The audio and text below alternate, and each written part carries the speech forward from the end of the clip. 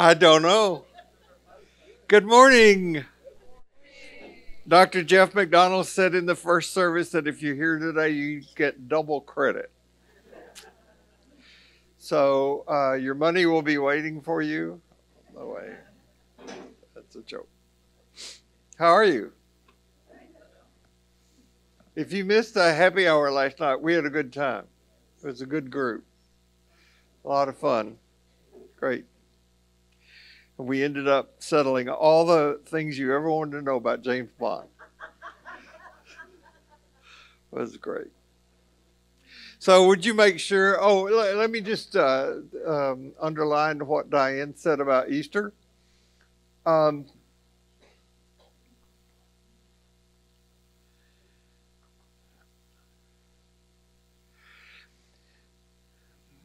there is probably no finer religious theater in Houston than St. Paul's on Easter Sunday.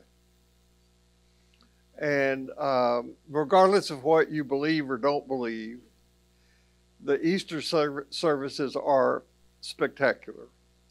And the clergy, but particularly the choir, put in incredible work in that time. And they sing three services, 8, 9:30, 11. And between those services, they're tired, they're in a bad mood or whatever.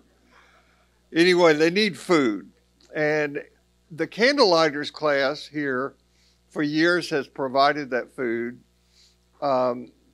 Before the big remodel, it was in the what was called the basement of the sanctuary building. I now refer to that as the grounded floor because of those of us who are down there are grounded humans. So we have it in the youth center now, and they used to prepare the food. I mean, and have it available, and there would be stuffed eggs and various things.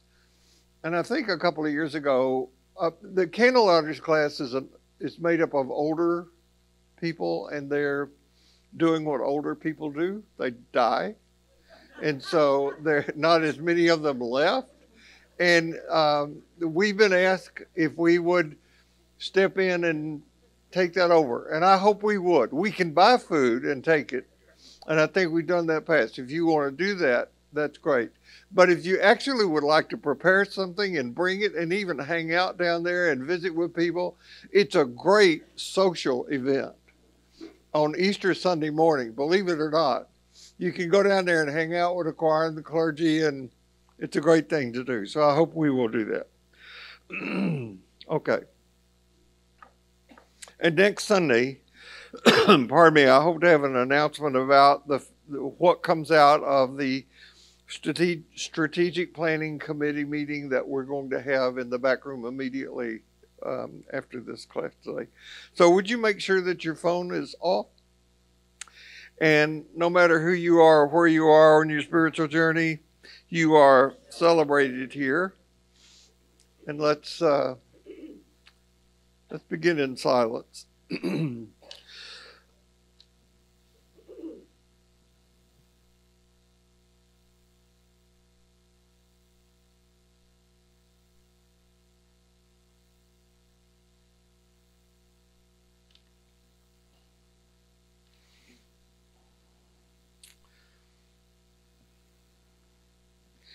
And may grace be in our heads and on our thinking.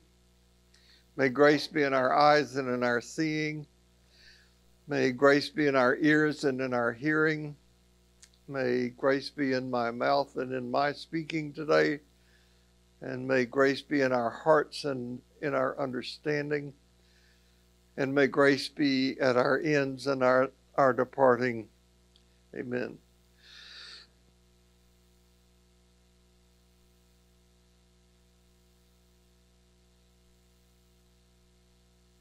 By stating that being here can be hazardous. And I mean that. If you are open to the content that's offered in ordinary life, it stands the risk of moving you from one developmental level to another. And that is risky. That changes and can change a lot. Being a pastor in a church is also hazardous, especially if one in the conducting of worship services is foolish enough to make a children's sermon part of the service. Over the years, I have collected and have promised to write a book about children's sermons and open mic gaffes created by clergy.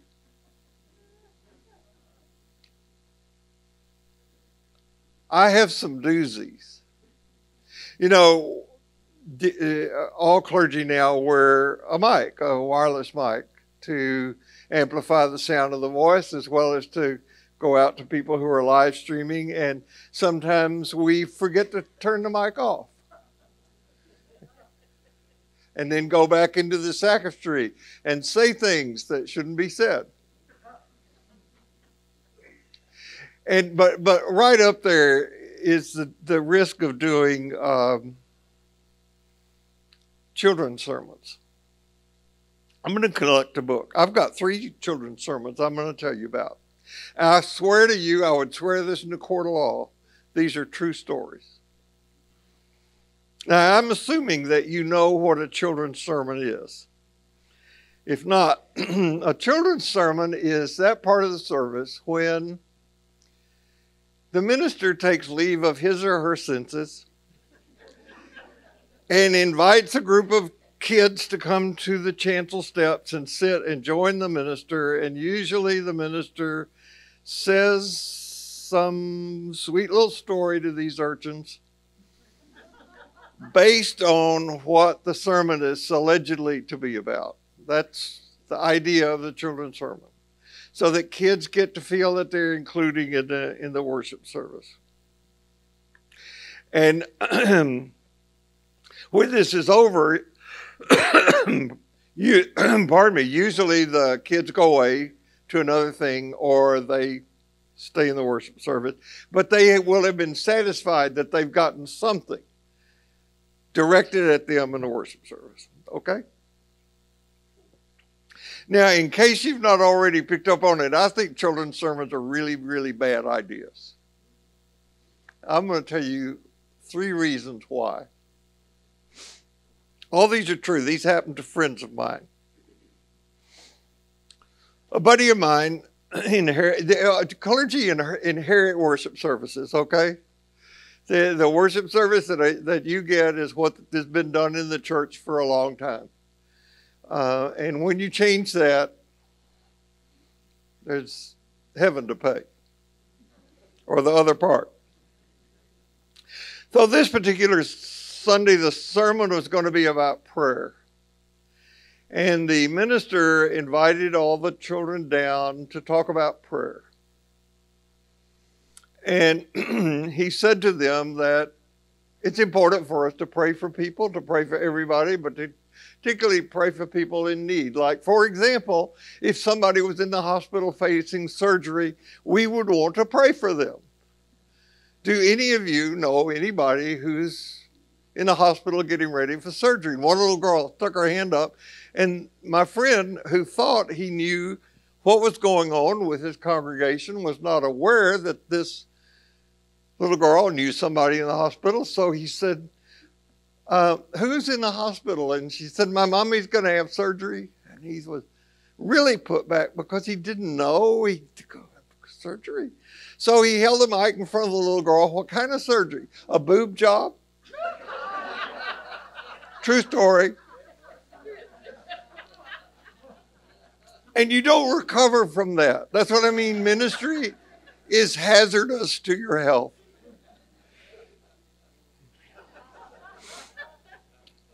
When Sherry and I first got together, we had a couple that we hung out with. I would have described them at the time as our best couple friends, Wayne and Linda McCluskey. I can say their names because they're both now deceased. Unfortunately, they died very, very young, early. Actually, Wayne McCluskey long before we met him, and maybe before he and Linda were married, was on the staff of this church, as minister of youth. His father was a DS in the Methodist church. We got really bonded with these people. We spent some time with them every week for years. And then they up and moved to Seattle.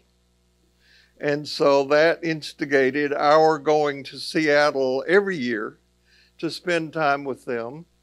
And then we would meet them in other places in the country to share Thanksgiving holiday, for example. When they moved to Seattle, because Wayne has the same credentials as I do, psychology, and he's a minister, he got connected to the University Church in Seattle. He was active with the university students there. And occasionally he would fill in the sermon of this church for the University Methodist Church in Seattle, Washington. Big church, nice church. Sophisticated congregation. So the Sunday that Wayne was asked to preach, the lectionary was about, the gospel selection was about Jesus teaching in parables. And Wayne thought that a good way to teach the children about parables would be to make a comparison between a parable and a riddle. So he got the children down. And he said today's gospel selection says that Jesus taught in parables. How many of you know what a parable is? Of course, kids don't raise their hands, which is what he was counting on. And then he said a parable is very much like a riddle. How many of you know what a riddle is? No hands went up. Wayne said, well, the first riddle I can remember hearing is what is black and white and red all over? I was going to make a slide of that, but you can't do that. Because if you spell the word, it doesn't work, right? What is black and white and red all over? No hands went up. Wayne is brave. But, you know, bravery can move into stupidity if you wait too long, and he waited too long. So finally, one little girl held her hand up and said, more like a question than an answer, what is black and white and red all over? Is it two nuns in a chainsaw fight? True story.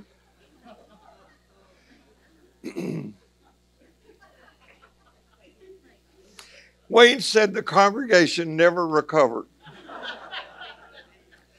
That there were these explosions of laughter and titters all through the rest of the service, like popcorn going off in a can, you know. And finally, he came to his senses and said, the closing hymn is, and they sang a hymn and went on.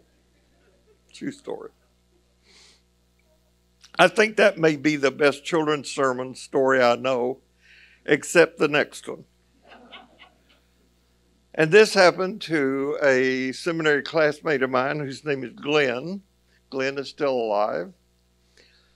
Glenn graduated from seminary and got a plum of a church in a suburb outside of Atlanta, Georgia. And again, he inherited a worship service, and worship service had a children's sermon. And Glenn was doing a series of sermons on the book of Ecclesiastes. Now, I don't know if you've read the book of Ecclesiastes, but it's probably the most normal book in the Bible, certainly in the Hebrew Scriptures. Read it and you will see. It tells about the human condition. And it's full of wisdom and so forth.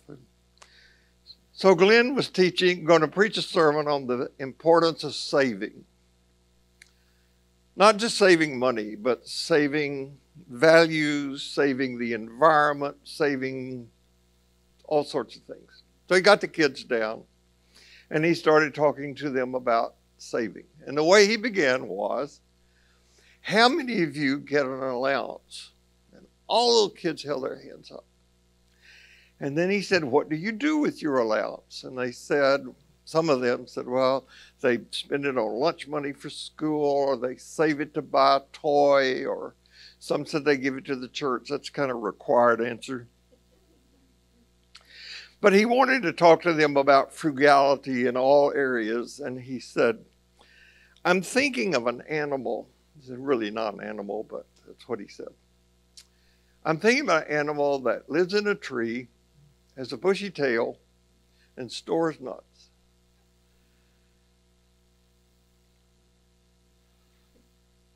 How many of you know what that animal is? Finally, one little boy held his hand up, and Glenn stuck the mic in front of him, and he said, I know the answer is Jesus, but it sounds like a squirrel.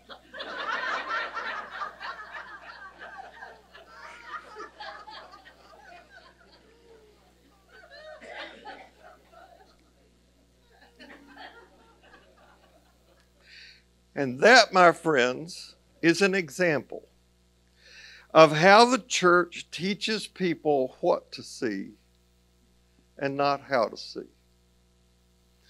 The expected answer was Jesus, contrary to what common sense told the kid was the truth.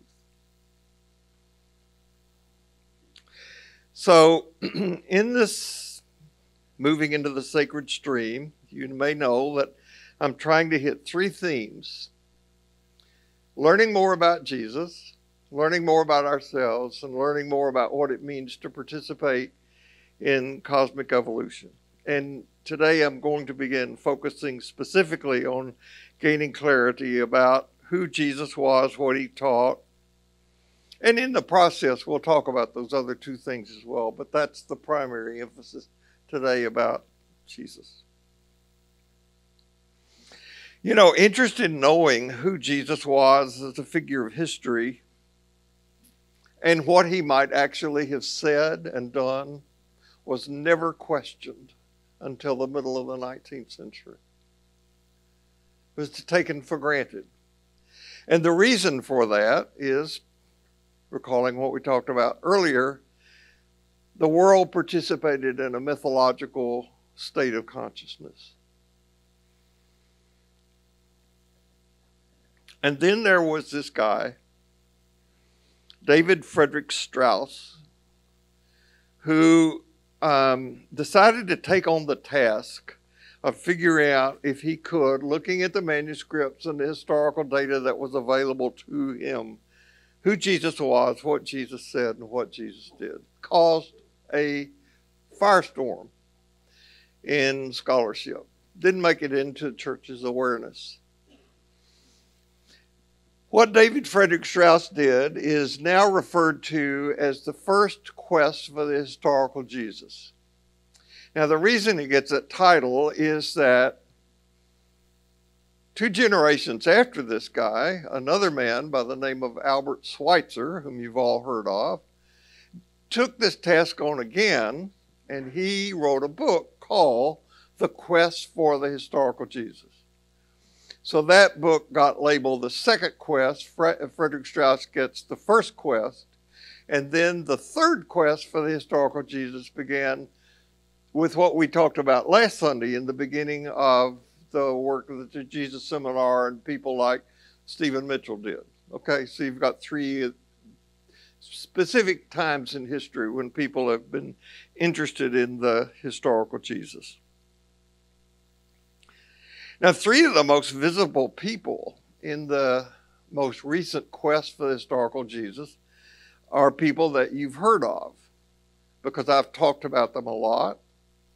And they've also been 3 people who have spoken from this very spot. That would be Marcus Borg, Shelby Spong, and John Dominic Crossan. They're just 3 visible people. There are hundreds of scholars who have devoted themselves to this particular work. These are just the most visible. I'm sure you're aware of it, but right down the street that way, in the medical center, there are researchers who are doing work in cancer research, and they are finding cures for cancer. They are finding cures for leukemia. The cure rate is going up like that. You're aware of that. Scholarship, because it makes it into the news. You're aware of discoveries that are being made by the James Webb Telescope, because that makes the news too. And you can go on NASA website and you can look at those images of the James Webb Telescope. They're beautiful.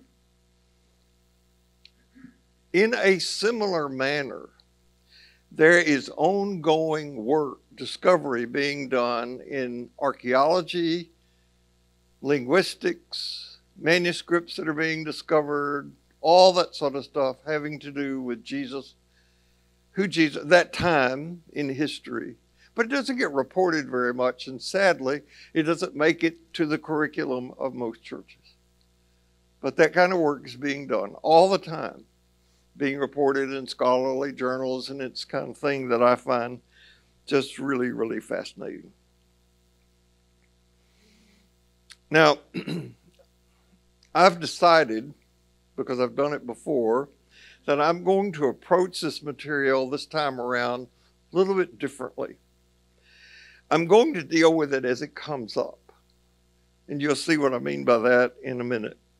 So if I say something, which I'm going to do today, like Jesus said or Jesus never said, I hope you will trust me enough to know that I'm basing what I'm saying on that scholarship that I just mentioned that's going on. I'm not making this stuff up.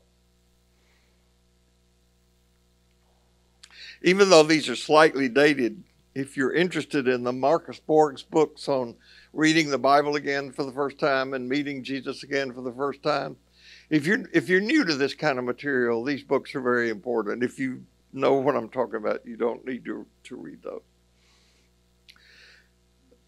Part of what it means to grow up is to be willing to step out from under the shade of whatever worldview we grew up with, inherited in our youth, and learn to see the world as it is. And if we see a squirrel, to call it a squirrel and not call it Jesus. Okay? We've got to develop the courage to say that. Now, I don't know about you, but I grew up in a culture that professed goodwill toward all, taught God loves all the little children of the world. But it was a world that had separate water fountains, entrances, restrooms, restaurants, accommodations for whites on the one hand and colored people on the other, as they call them. And those are what some people now refer to as the good old days. Memory is deceptive.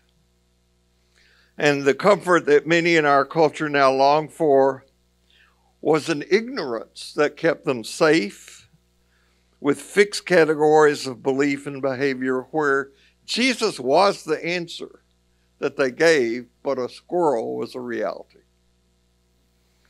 It's only when we transcend the values of tribalism that we stand a chance of experiencing any renewal. Now, everybody's got to pick a road to travel. I'm suggesting the one that we can discover by doing historical, critical research into Jesus. So let me quickly remind you of the cognitive levels that Jim Marion has in his book, The Death of the Mythic God.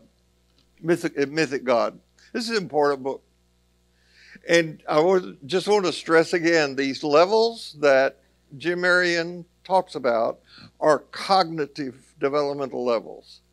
They're not emotional levels, they're not spiritual levels, they're how we use our brain, okay? Because there are different ways of understanding this. The work that Strauss, Borg, Crossan, other people have done in studying about Jesus has all been done at the rational conscious level. This is the level at which science works. The people who oppose this oppose it from the mythic consciousness level. People who teach what comes at the rational logic level, like me, are striving to move us to these three levels. Vision logic level is where I think most of us are, but I just want to say there are two levels beyond that that are scary as heaven. I'm serious. There are two levels beyond that, and they frighten us to move into them because it's just like moving from mythic to rational. When you make that move, if you remember what that was like, that was really terrifying. Okay? But there's more to do.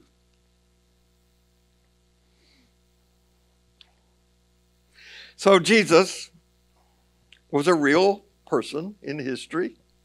Scholars say now he was born probably about 4 BC. Sometime in his young life, he left home.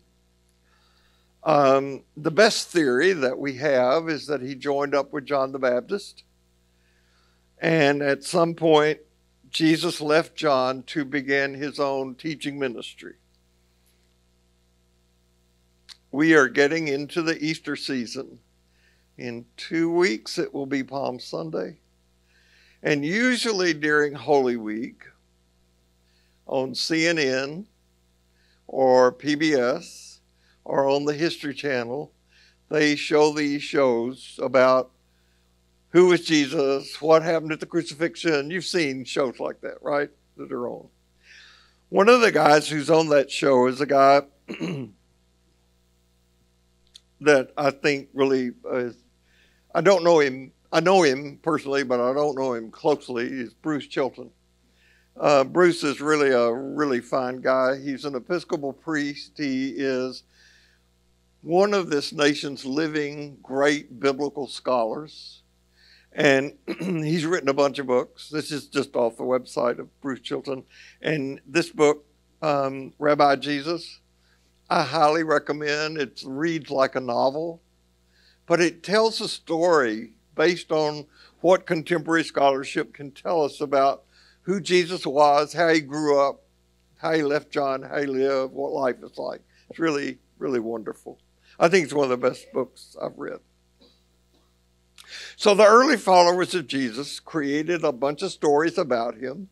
Birth stories are one. The story of his going into the wilderness is a creation by the early church. Most hero stories begin with a hero going into some challenging thing. And in the wilderness experience, Jesus is confronted by the devil. Now, the devil is a mythological figure that we all know. Everybody in here knows what it's like when the devil gets in you. Don't you? Okay. Hope I was not the only one. The word devil comes from a word diabolical, which means to split. So Jesus has an encounter with splitness, and he comes out with non-dual. Jesus goes into the wilderness and is challenged at every hand by saying, if you think you are who you say you are, then, and Jesus counters with some way of saying, I am who I say I am, but I won't play your game. He comes out of that experience and begins his teaching, which is not diabolical, not divisive, not split, but non-dual. Richard Orr says Jesus is the first non-dual teacher in the West. One. He teaches one. And so he comes out with his teaching that says, I am not God, but I'm not other than God either. Okay? Now in the Roman Empire at that time, that was heresy. Because who was God? The Savior of the world, Prince of Peace, was Caesar. And Jesus said, not only am I one with God, and it gets worse or better, so are you. Now, there were some people who heard that message as good news. That's what gospel means. And there were some people who said, you can't say that. But Jesus kept saying it and kept doing it, and so they executed him.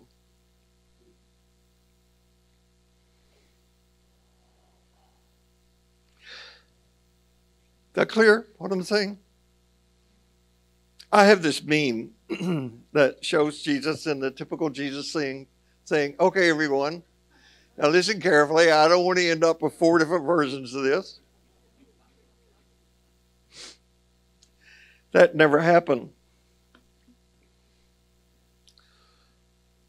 What Jesus came out of the wilderness saying was, I've got some really good news, and in order for you to hear it, you have to change your level of consciousness.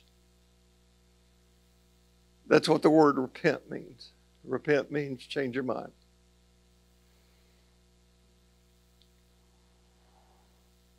Now, this change is hazardous. If you change your worldview, everything around you is going to change. You're going to start seeing squirrels and calling them as such.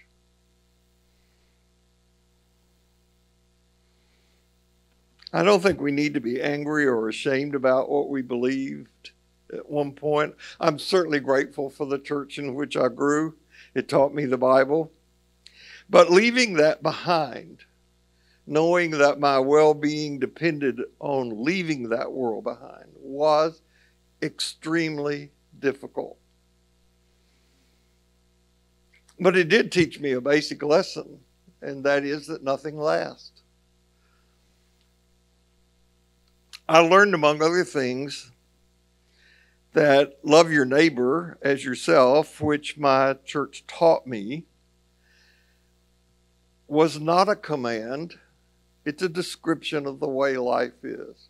We, in fact, do love others as we love ourselves.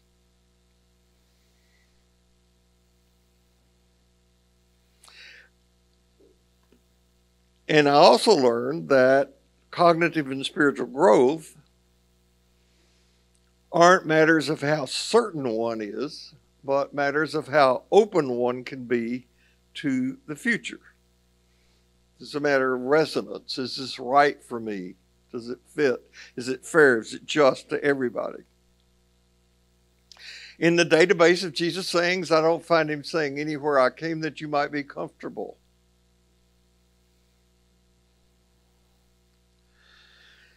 So as you know, we are in a time of deep change, and some people are dismissive of this by saying, well, we've always been in a time of deep change, and that's true. Everything arises and falls away, nothing lasts, but we are in a time of deep change. Climate crises and the crises caused by climate crises have never in recorded history been what they are today. Human migration, caused in part by these crises and in part by human evil, has never been on the scale it is today.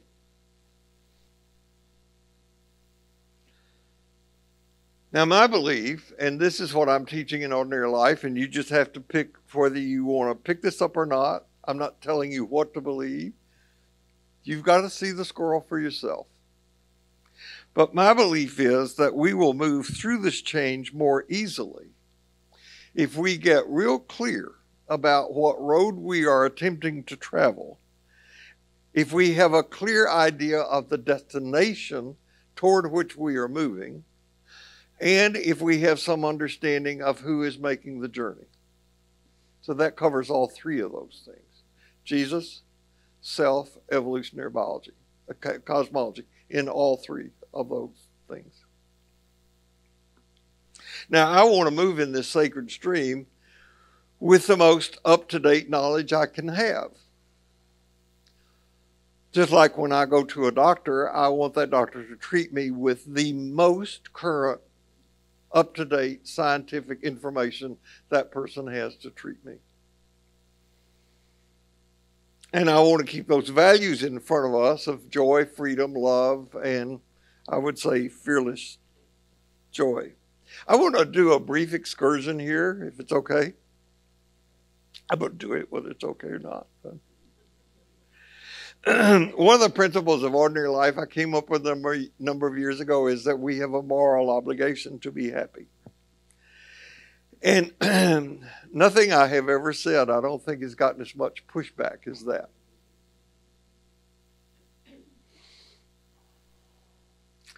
I still believe we have a moral obligation to be happy, but you can't make yourself happy.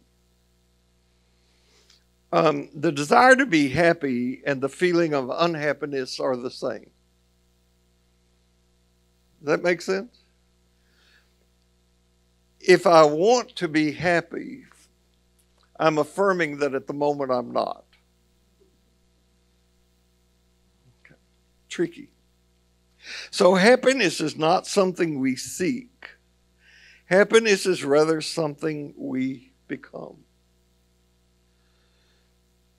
Now, the desire for perpetual happiness isn't all bad.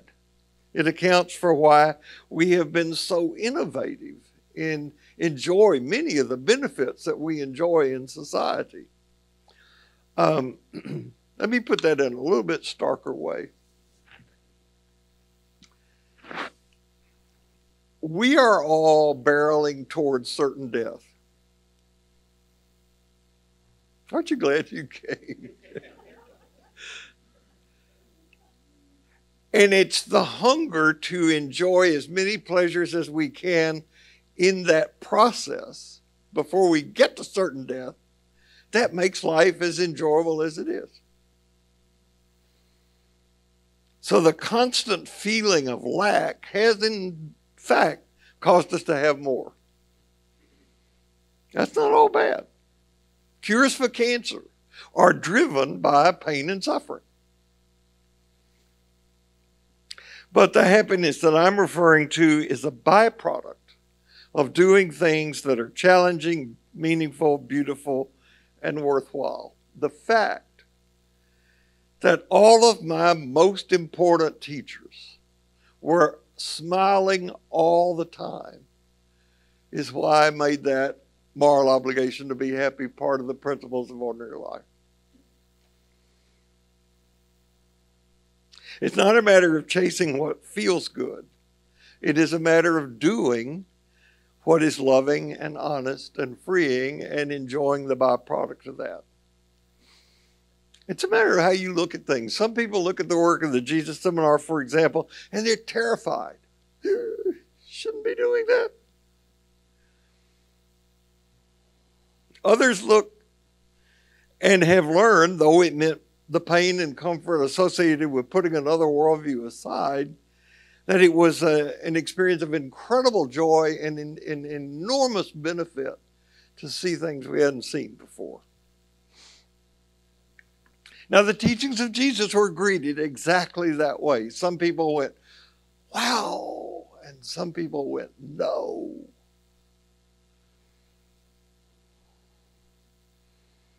So how did we tell the difference between Jesus and a squirrel? That is to say, how do we put down mythic understandings of and beliefs about Jesus and move into a hopefully more vision logic, even beyond vision logic level of consciousness? How do we do that? How do we know who Jesus really was and what Jesus really said? Now, I'm going through Stephen Mitchell's version of the Jesus narrative. There are others, but this is the one I'm choosing to do at the moment. So I'm going to try to answer that question. How do we know what Jesus really said and did? And the honest answer is we don't. Now, if you have a revealed theology, what I just said is heresy. Because there are people who are sure that they know what Jesus said and what Jesus did, but we don't. We got some ideas. The fact is that there are no indisputable facts of history. We know certain things happened in the past, but that's not the same as knowing what happened. We know, for example, that on 9/11, 2001, some planes flew into the World Trade Center. We know the fact that that happened. But that fact means different things to different people. Depends on what country you're from, what your values are, whether you had loved ones in the towers or not.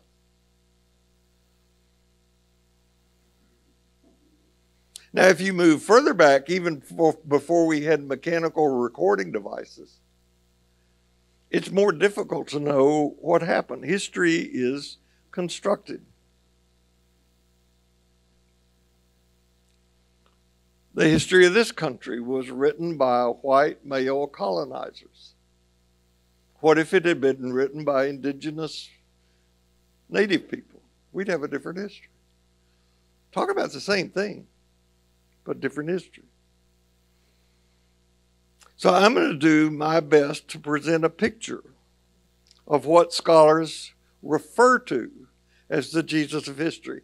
I just want to be clear that what I'm teaching is in no way the real Jesus, because the real Jesus is not available to us. Okay. Just like when I die, I'm not going to be available to anybody. Stories about me will be. When you die, you won't be available. Stories about you will be. We were talking last night about writing obituaries. Go ahead and write your own now so you'll get it just exactly right. You want to be remembered, get that ego out there and inflated and whatever. I have a buddy who was diagnosed with a fatal illness a number of years ago, and he wrote his obituary. And since then, he's told me that he's rewritten it like 12 times, and it gets shorter every time.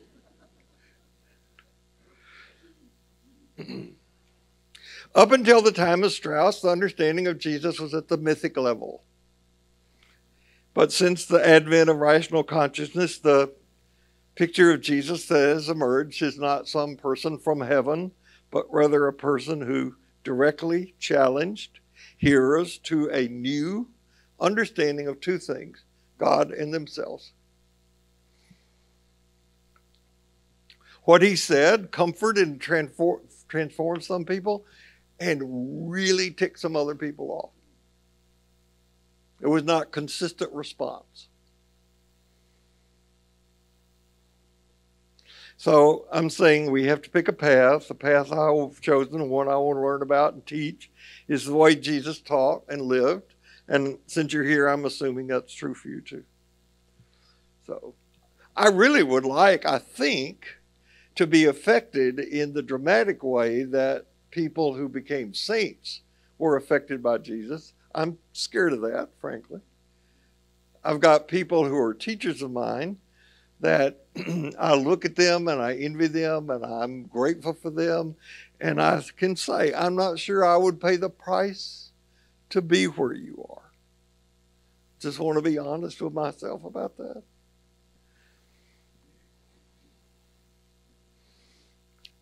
Jesus himself, not the person, but the story about Jesus underwent a dramatic transformation at the Council of Nicaea, so that today the Jesus of before Nicaea would not recognize the Jesus after Nicaea. He wouldn't, who is that you're talking about? So Jesus was a Jew.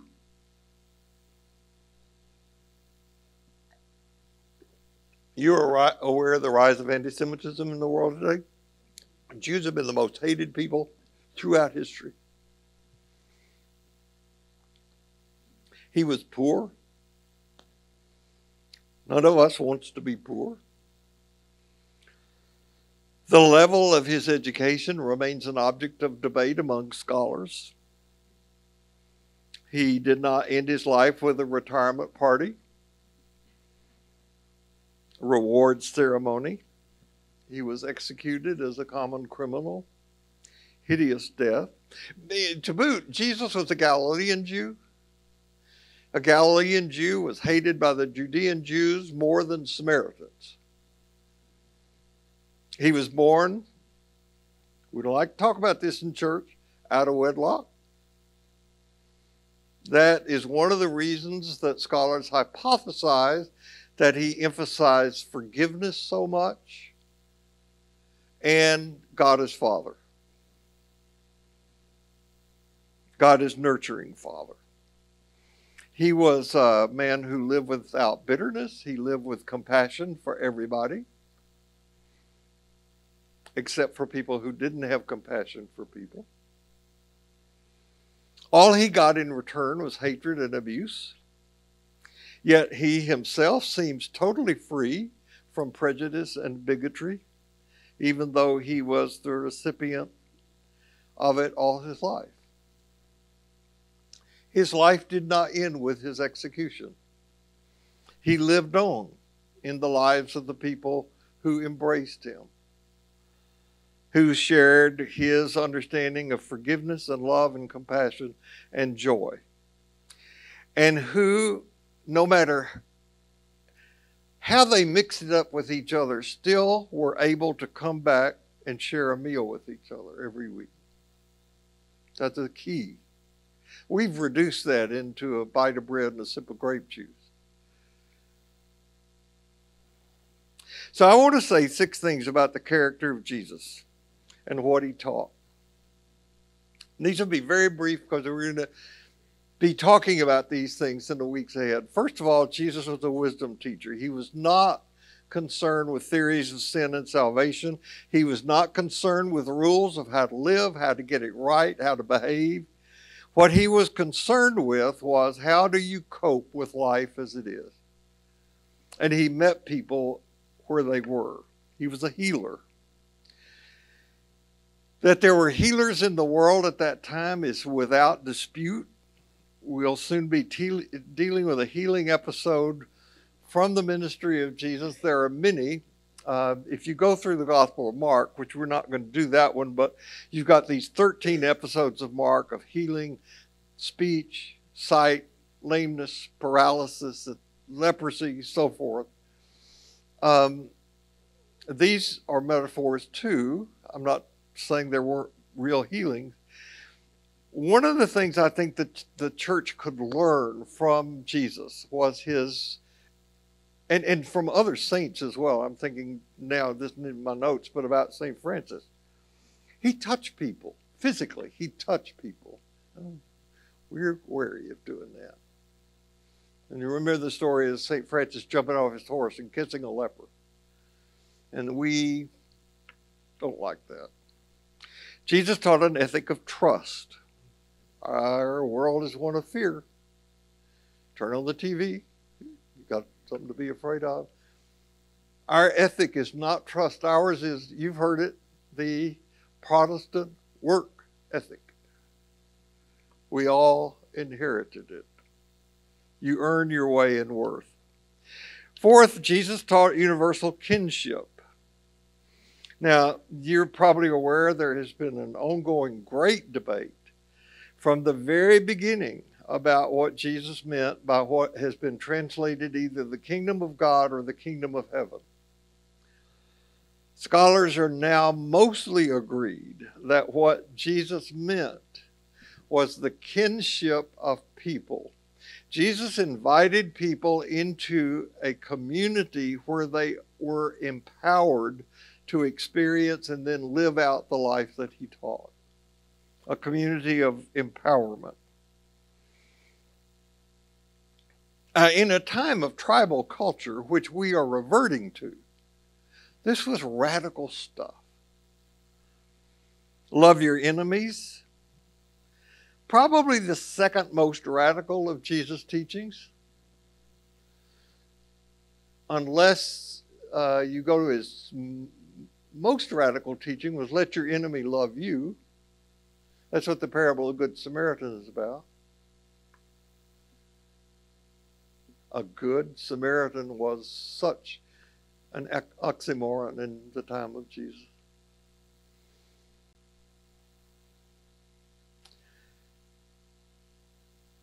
So Jesus actually taught the breaking of ties that bound people into frightening, competing communities that allowed them to be in a different kind of community.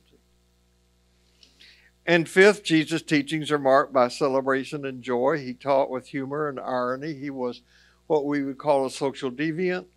I think of Jesus as kind of a stand-up comic. He said these just outlandish things that left people scratching their heads and whatever. He's a funny guy to me. And he was a person of integrity. That goes. So if you're wondering what is the practical application of this, just look at the list. Look at that list. We need people like this in the world.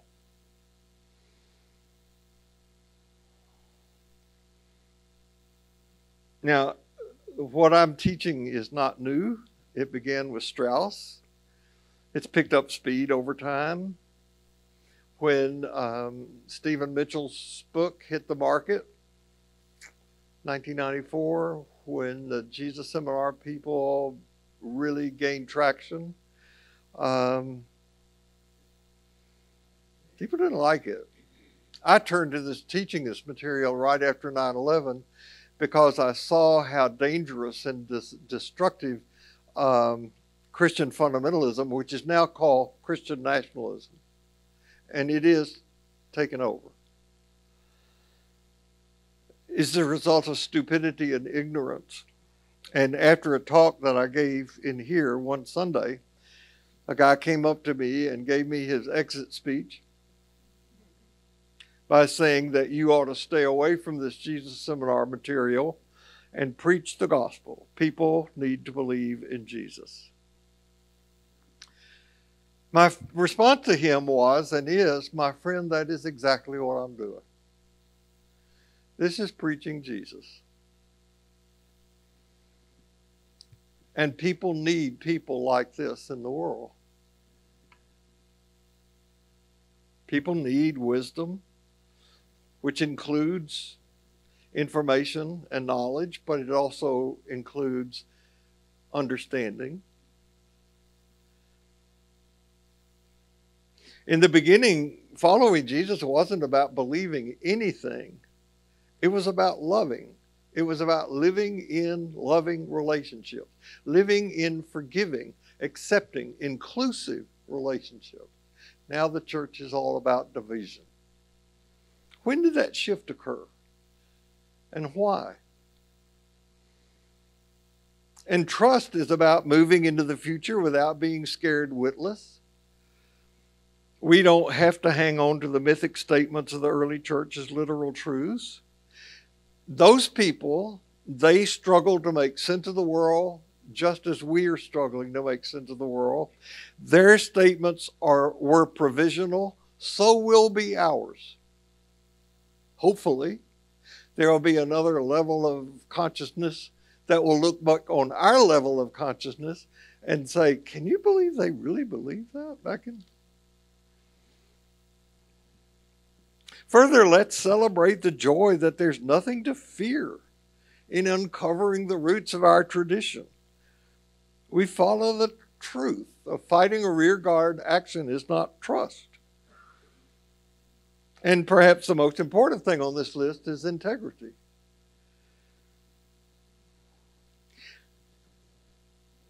That's the relevance of Jesus. Taking personal responsibility for life and living for the living of our lives, for life in general, that's hard for people at mythic level consciousness. They want somebody else to be in charge, which opens the door to tyrants.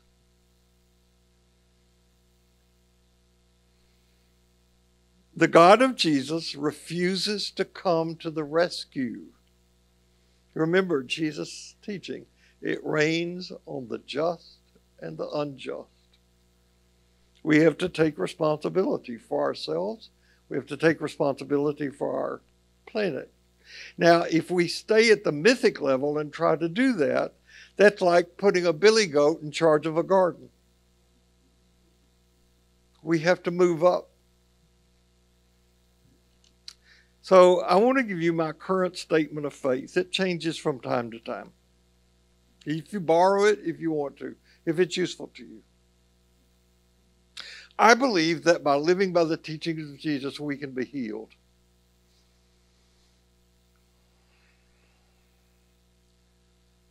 Ruby Sales says that if you really want to connect with somebody, ask them where they hurt.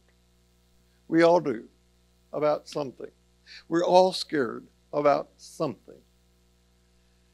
Healing has to do with dealing with that in trust and the faith that there's wholeness to be aimed for.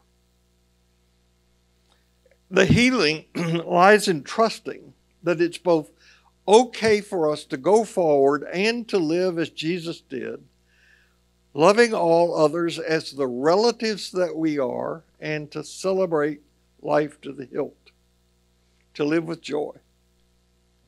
And maybe it is knowing that we have a moral obligation to do these things. Maybe even a moral obligation to be happy.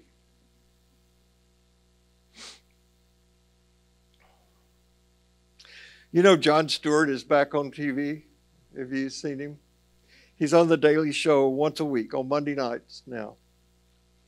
And I got a habit of watching The Daily Show when he quit. But I love the way the show ends. The show ends every week with, here's your moment of Zen. You know, you've seen it.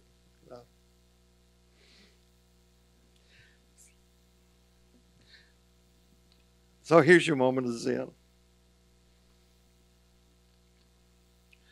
Most people that you meet need somebody to be Jesus to them.